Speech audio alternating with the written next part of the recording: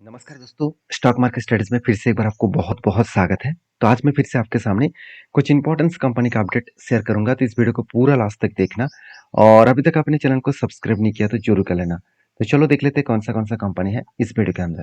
First जो company है जिसके बारे में बात करूँ उसका नाम है life insurance corporation of India, मतलब एलआईसी के बारे में आज चर्चा करूँगा। तो एलआईसी के ऊपर सबसे पहले मेरा जो ट्रेड है वो मैं आपके साथ शेयर करूँगा, उसके बाद बाकी डिटेल्स आपके साथ ज़रूर डिस्कशन करूँगा। सबसे पहले मैं टेक्निकली चार्ट पॉइंट्स के बारे में बात करूँ, यहाँ पे 2 तरीके से मुझे ट्रेड बना था। पहले जो एंट्री लिया, वो कुछ कप विद हैंड पैटर्न्स के बेसिस में। अगर देखेंगे तो पहले जो एंट्री बना, एक बिग क्या बना, एक कप बना और कहाँ से कप बना, जो इसका लिस्टिंग गेन था, मतलब जहाँ पे लिस्टिंग हुआ था, उसके बाद बिग क्रैश हुआ और यहाँ पे क्या बना, एक कप बना, उसके बाद एक हैंडल पैटर्न क्रिएट हुआ। तो कप विद हैंडल पैटर्न्स बनने के बाद जब यहाँ पे ब्रेकआउट हुआ, ब्रेकआउट कन्फर्मेशन हुआ, तब मैंने क्या किया, यहाँ पे एंट्री लिया। एंट्री लेने के बाद ऊपर तो गया था, अराउंड 22% तक गया, उसके बाद बिग क्रैश हो गया। तो जब भी 22% गया तो मुझे एक चीज़ देखने को मिला कि कंपनी कंटिन्यूअसली यहाँ पे 1, 2, 3, 4, 5, 5-5 जो कैंडल क्रिएट किया, वो पाँचों के पाँच ही ग्रीन कैंडल है। और जब भी मैं ग्रीन कैंडल देखता हूँ तो उस लेवल को मैं मार्किंग कर लेता हूँ। तो मैं इस नीचे लेवल से ऊपर लेवल तक मार्किंग किया, तो कुल मिलाकर 22% के आसपास रेंज निकल के आया। तो 22% के आसपास रेंज निकल के आया, तब यहाँ पे मैंने देखा कि जब भी इस नीचे लेवल को टच किया, तब क्या बना, तब एंटी बना और इस हायर लेवल तक इसका क्या बनेगा, टारगेट बनेगा। तो फाइनली यहाँ पे एंटी बना और उसके बाद देखिए धीरे धीरे करके ऊपर तो गया, फिर से एक स्ट्रांगली इसका रेजिस्टेंस फेस किया और उस रेजिस्टेंस को यहाँ पे शानदार तरीके से ब्रेकआउट किया, ब्रेकआउट कन्फर्मेशन भी किया। अभी देखिए थोड़ा सा यहाँ पे वॉल्यूम करेंगे, उसके बाद ऊपर जाकर टारगेट देंगे। तो दो तरीके से यहाँ पे एंटी बना, फर्स्ट एंटी भी है, सेकेंड एंटी भी यहाँ पे मैं कंटिन्यू जरूर करूंगा, क्योंकि इस तरीके से सिचुएशन को मैं कभी भी छोड़ना नहीं चाहता। अभी कोई भी कंपनी के ऊपर टेल लेने से पहले कोई भी पैटर्न्स कंपनी क्रिएट करे तो उसमें क्या देखना चाहिए। देखिए सबसे पहले मैं कंपनी का कुछ परफॉर्मेंस देखता हूँ। सबसे मुझे मुझे बेस्ट पॉइंट लगा वही कंपनी का वैल्यूएशन, जो एकदम सस्ते के आसपास है और R O C R O तो बेस्ट है और कंपनी की इनकम तो जबरदस्त है, 40,800 करोड़ के आसपास। डेप्थ ऑफ इक्विटी भी जीरो है, प्रोमोटर होल्डिंग भी 96% के आसपास है। अभी देखिए कंपनी के क्वार्टरली जो रिजल्ट है उसके बारे में बात करूँ तो सेल्स का ग्रोथ कंपनी के ऊपर 2,12,000, 2,01,000 और अभी 2,00,000 करीबन 39,000 करोड़ के आसपास। तो ओवरऑल कंपनी के जो सेल्स है वो हर साल बढ़ते चले गए और कंपनी एक्सपेंस को मिटाने के बाद कंपनी का नेट प्रॉफिट भी देखेंगे, 2,400 करोड़ से 13,100 करोड़ बना था, अभी 13,700 करोड़ बने। मतलब कंपनी के बेस्ट तरीके से कुछ रिजल्ट और सिचुएशन देखने को मिला। तो मुझे लगता है इस तरीके से रिजल्ट एंड सिचुएशन के हिसाब से देखा जाए, कंपनी में आगे बढ़ने में, बूस्ट होने में बहुत काफ़ी है। जब कंपनी का रिजल्ट अच्छा आ रहा है तो उस कंपनी में एक जर्नी तो होगा ही होगा। हाँ, थोड़ा-सा टाइम लग सकता है, थोड़ा-सा एक जगह पे कंपनी होल्ड कर सकते हैं, तो इसका मतलब ये नहीं कि कंपनी भागेंगे नहीं, जब समय आएगा वो ज़रूर भागेंगे। तो इस बेसिस में मैं इस कंपनी के ऊपर कंटिन्यू कर रहा हूँ। और दूसरा पॉइंट कंपनी के जो बेस्ट पॉइंट मुझे लगा, कंपनी के ऊपर जो कैपेक्स है, वो कैपेक्स उतना खास नहीं है। मतलब कंपनी कैपेक्स को उतना ज़्यादा अनाउंसमेंट नहीं किया, मगर एक चीज़ कंपनी बहुत शानदार किया, वही कंपनी का मार्केट शेयर।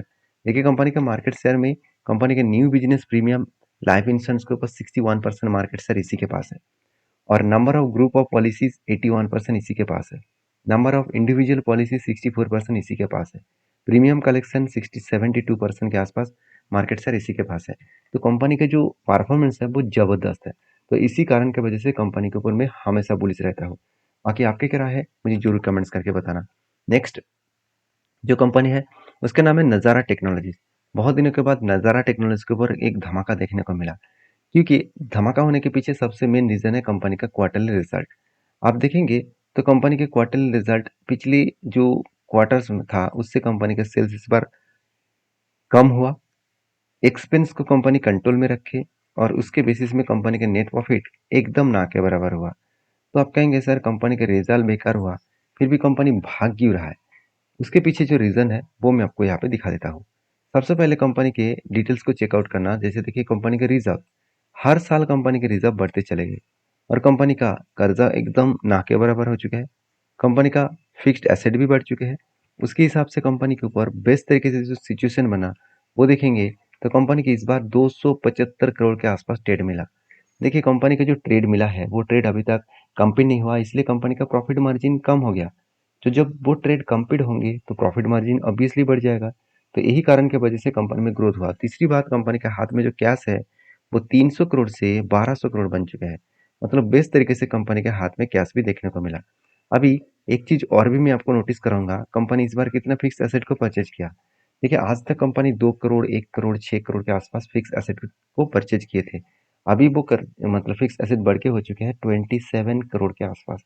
तो ओवरऑल बेस्ट तरीके से कंपनी का फिक्स्ड एसेट देखने को मिला। तो मुझे लगता है जो सिचुएशन है, वो सिचुएशन के बेसिस में कंपनी के एक बूस्ट देखने को मिला। क्योंकि कंपनी के ऊपर एज ए इन्वेस्टर वो देखेंगे तो कंपनी के ऊपर देखिए प्रोमोटर के बाद म्यूचुअल फंड ने क्या किया, 7% होल्डिंग को बढ़ाकर 14% कर चुके हैं, मतलब डबल कर चुके हैं। एफएस के पास 10% होल्डिंग था, आज भी 10% के आसपास होल्डिंग है। तो मुझे लगता है बेस्ट तरीके से एक होल्डिंग यहाँ पे देखने को मिलेगा। तो बाकी इस कंपनी के ऊपर आपके क्या ओपिनियन है जरूर मुझे कमेंट्स करना, क्योंकि कंपनी के जो टेक्निकली चार्ट पैटर्न है मैं पहले आपको डिस्कशन किया था। मेरा जो यहाँ पे ट्रेड बनने जा रहा था अभी तक फाइनल ट्रेड नहीं बना, क्योंकि ब्रेकआउट हुआ, ब्रेकआउट मुझे कंफर्मेशन नहीं मिला। तो एक एक पैटर्न क्रिएट हुआ, एक कफ पहले क्या बना, एक कप बना, उसके बाद एक हैंडल, दोबारा हैंडल बना था। फाइनली ब्रेकआउट तो हुआ मगर ब्रेकआउट कंफर्मेशन नहीं हुआ था, इसलिए मैंने ट्रेड नहीं लिया। और उसके बाद जिस तरीके से करेक्शन हो रहा था, मैंने आपको बताया कि 200 डेज मूवी एवरेज को ब्रेक किया, रिटेस्ट करने के बाद फिर से ब्रेक डाउन किया। इसका मतलब फॉल दिखेगा वो नेक्स्ट लेवल तक, नेक्स्ट लेवल मतलब 607 लेवल तक। तो वही लेवल को देखिए टच किया, उसके बाद यहाँ से बाउंस बैक करने का कोशिश कर रहा है। क्यों? क्योंकि यही लेवल देखिए कंपनी के लिए एक स्ट्रांगली क्या है, स्ट्रांगली एक बाउंस बैक यहाँ से ही हुआ था। मतलब यहाँ पे एक स्ट्रांगली सपोर्ट है, ऐसे कंपनी एक बिग जर्नी दिखाया था। तो कहने का मतलब है यहाँ से ऊपर जाएगा क्या नीचे आएगा वो तो आपको बाद में ही पता चलेगा। तो अभी मेरा फिलहाल के लिए कोई ट्रेड नहीं है, जब कोई क्लियर कट ट्रेड बनेगा तो मैं आपके साथ जरूर शेयर करूंगा।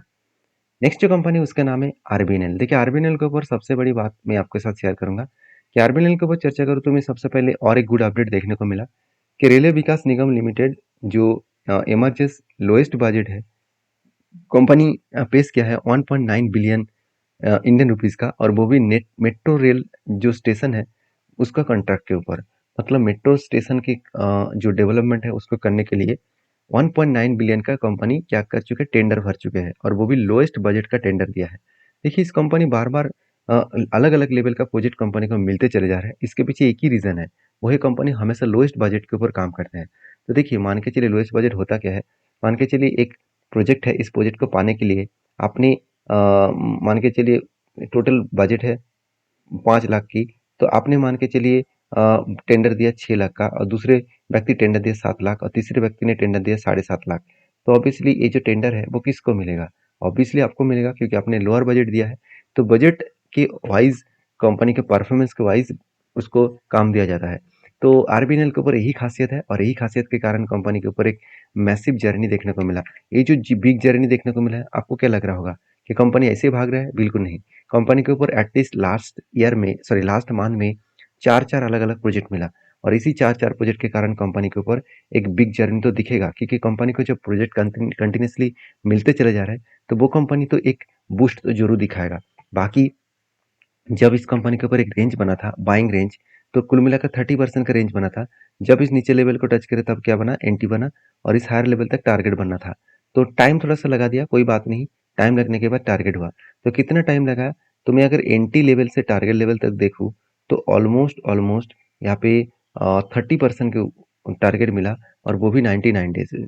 तो 99 डेज ऑलमोस्ट 100 डेज में कंपनी 30% के रिटर्न दिया। तो इससे बढ़िया बात और कुछ हो नहीं सकता। तो इसलिए हमेशा आपको मोमेंटम कंपनी को ढूंढना होगा। ऐसे कंपनी मत ढूंढिए जो कंपनी आपको प्रॉफिट तो देगा मगर बहुत टाइम लग जाएगा। तो उसके लिए आपको हमेशा तैयार रहना पड़ेगा। और बाकी आपकी क्या राय है इस कंपनी के ऊपर जरूर कमेंट्स करना, क्योंकि आरबीएल के ऊपर ज़्यादा कुछ बोलने का जरूरत नहीं है। सिर्फ एक ही बात मैं इस कंपनी के ऊपर आपके साथ शेयर करूंगा, वो इस कंपनी के इन्वेस्टर म्यूचुअल फंड के पास एकदम जीरो होल्डिंग था, वो भी छोटा सा होल्डिंग बढ़ा चुके हैं, और एफएस के पास 1% का होल्डिंग था, वो बढ़ के यहाँ पे 3% हो चुके हैं। तो मुझे लगता है कि बेस्ट तरीके से यहाँ पे इन्वेस्टमेंट इस कंपनी के ऊपर देखने को मिला है।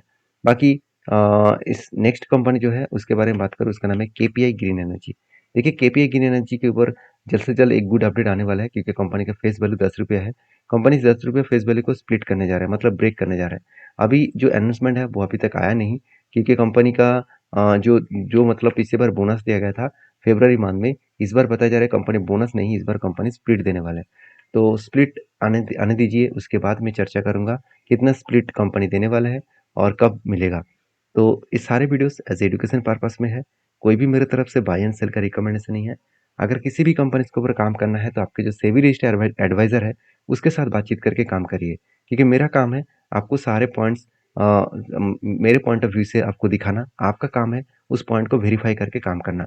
ब्लाइंडली किसी भी कंपनीज़ के ऊपर ट्रेड मत लेना, आपको नुकसान होने का चांसेस रहेगा। तो मिलते हैं नेक्स्ट वीडियो में, तब तक के लिए धन्यवाद।